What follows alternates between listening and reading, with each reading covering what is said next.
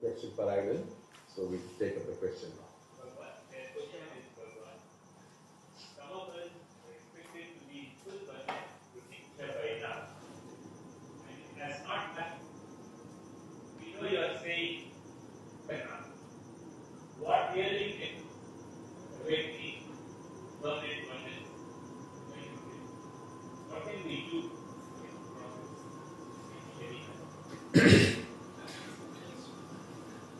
Actually, there are people around the world, there are of course few in number, who are already awakened and who live in a state of oneness.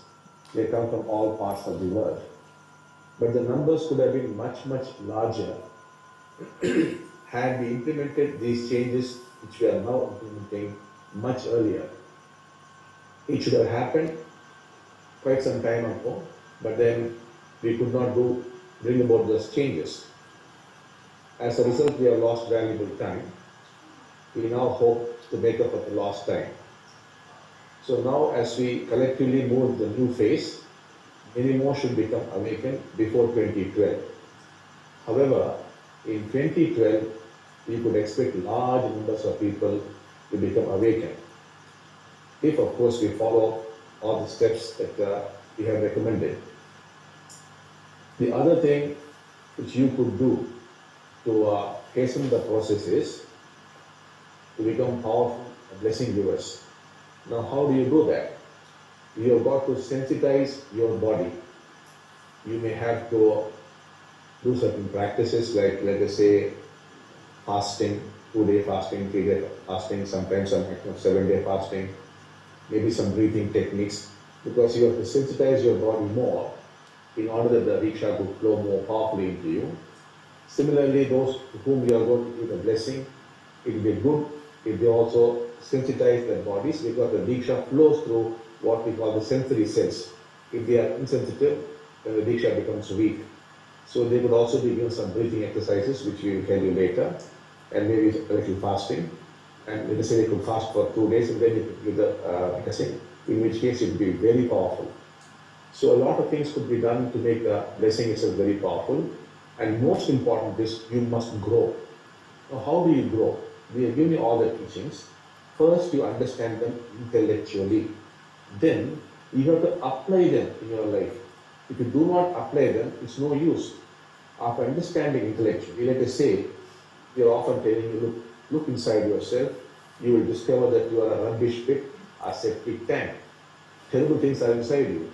Now, you have to take this inward journey and get to grips. Hold like a baby, your jealousy, your anger, your fear, your lust, your hatred. You must handle them. You must handle them in a very live way, not as a concept, but actually go inside with the help of the blessing, see and hold them. Like you hold a newborn baby, hold it so delicately, not condemning, not judging, but hold it and experience it.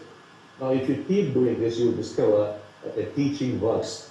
For the teaching to work, of course, you have to take the blessing also.